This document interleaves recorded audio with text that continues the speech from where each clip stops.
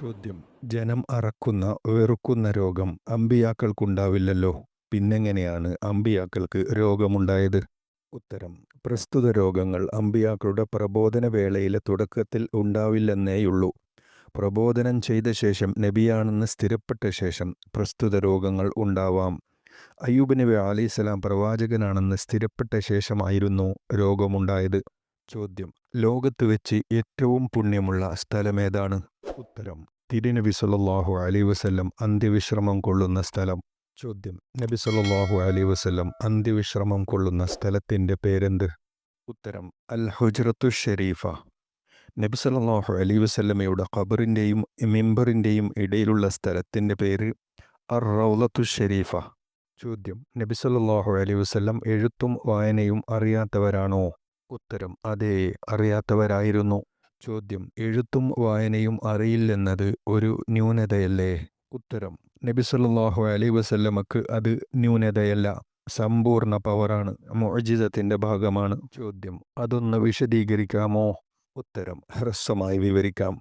ഇമാം റാസി റളിയല്ലാഹു അൻഹു പറയുന്നു, നബി സല്ലല്ലാഹു അലൈഹി വസല്ലമക്ക് എഴുത്തും വായനയും അറിയാത്തവർ എന്നത് പ്രവാചകത്വത്തിൻ്റെ തെളിവിൽപ്പെട്ടതാണ്.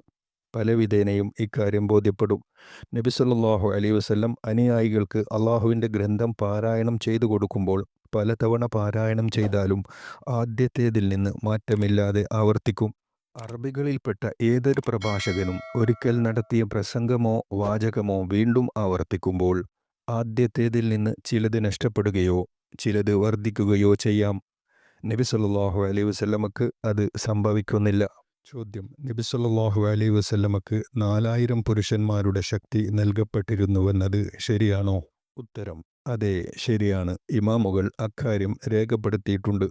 നബി സല്ലല്ലാഹു അലൈഹി വസല്ലമയുടെ സമ്പൂർണ്ണതയാണ് ഇതിലൂടെ ബോധ്യമാകുന്നത്. ചോദ്യം: സദുരത്തരായ ആളുകൾ മരണപ്പെടുന്ന വേളയിൽ തിരുനബി സല്ലല്ലാഹു അലൈഹി വസല്ലമയുടെ ആത്മാവ് ഹാജരാകുമോ?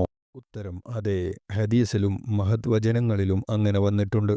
ചോദ്യം: നബി സല്ലല്ലാഹു അലൈഹി വസല്ലമയുടെ പ്രവാചക മുദ്രയുടെ ആകൃതി എങ്ങനെയായിരുന്നു? ഉത്തരം: നബി സല്ലല്ലാഹു അലൈഹി വസല്ലമയുടെ പിൻഭാഗത്ത് ഇടത് ചുമലിൻ്റെ ഭാഗത്ത് ഹൃദയത്തിന് നേരെ മുഴ പോലെ തോന്നിപ്പിക്കുന്ന ഒരു അടയാളമാണ് പ്രവാചക മുദ്ര.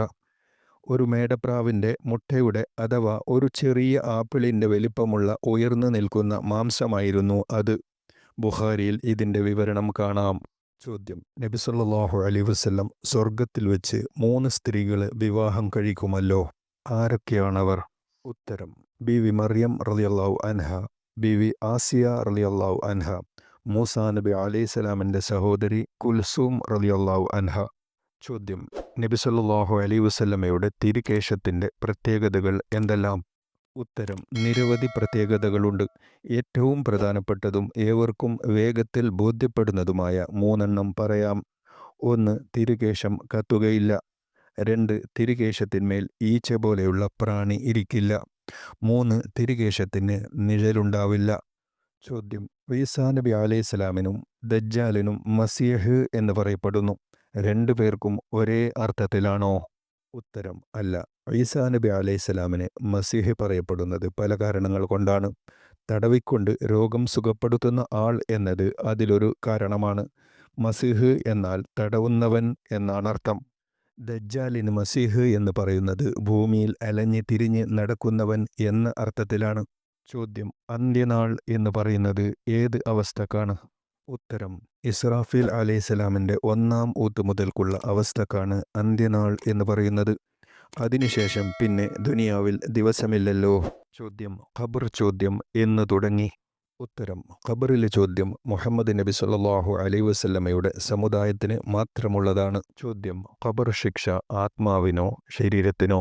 ഉത്തരം: രണ്ടിനും കൂടിയാണ്.